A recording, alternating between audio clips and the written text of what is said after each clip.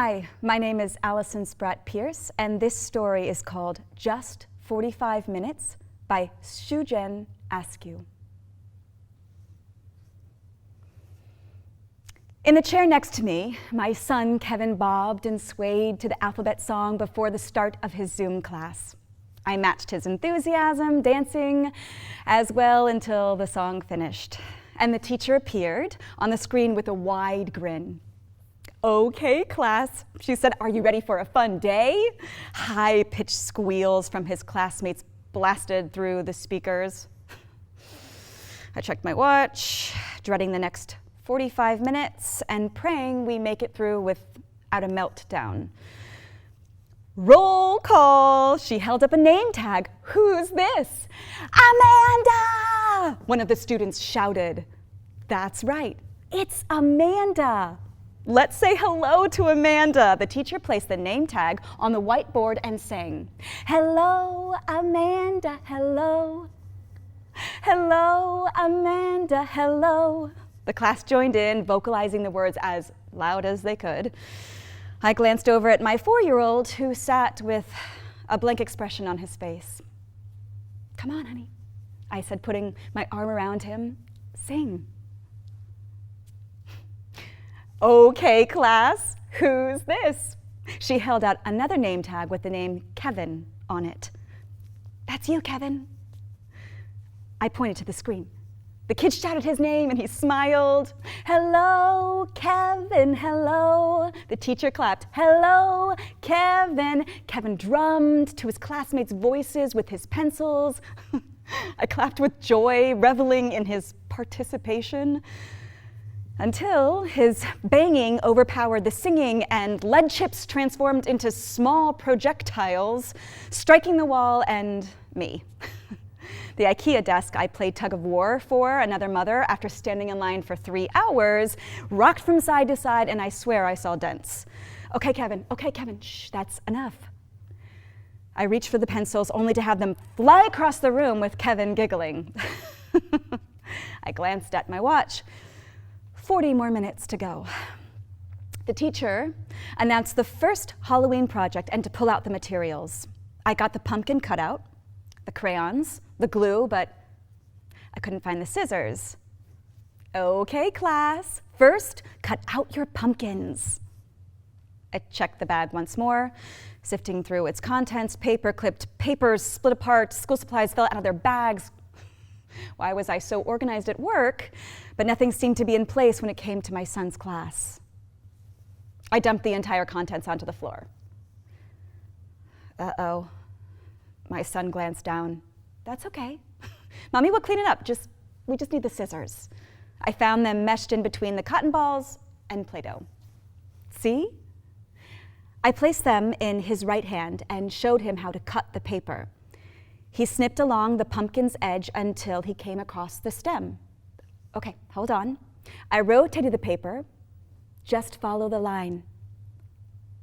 The scissors got stuck, and he grabbed them with both hands. No, not like that." I tried to show him, but he turned away, snipped at the paper, and nearly missed my fingers. The pumpkin drawing fell apart, and he dropped the scissors, just sniffling. "That's okay. That's okay."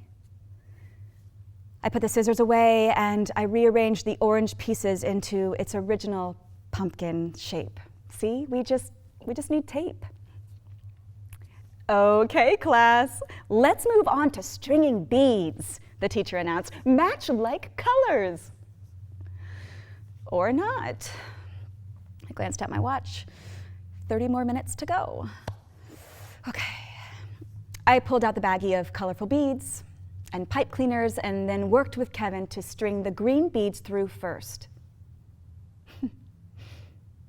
He got 5, all by himself. "You're doing good." "Okay, how about the red ones?"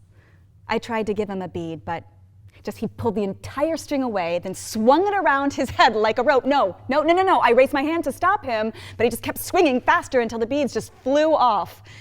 I turned the laptop toward him, making sure I was out of the camera's view, and then I glanced at my watch once again. 20 minutes left.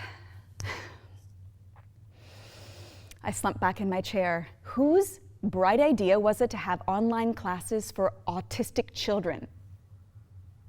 My son doesn't pay attention or even care what's on the screen. I wanted to yell for my husband's help, but how could I when he spent the entire morning with our 5-year-old daughter's kindergarten class while working from home?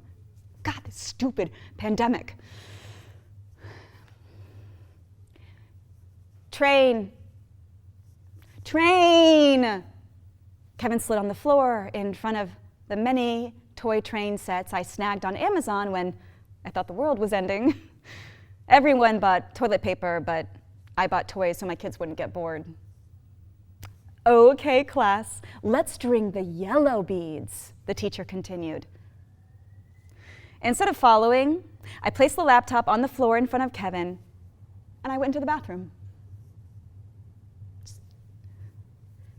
Tears just welled in my eyes. God, I could not believe what was happening. He was doing so well in preschool with one-on-one instruction, behavior health services to tackle his throwing, and speech therapy to expand and enhance his vocabulary.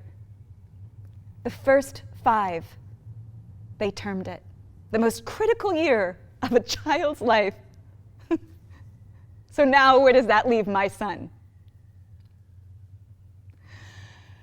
A knock at the door startled me.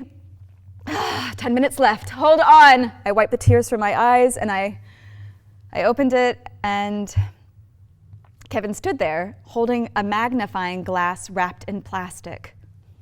Open, please. I looked at him, confused. Where did he get that toy? Instead of asking, I put on a pretend happy face and opened it.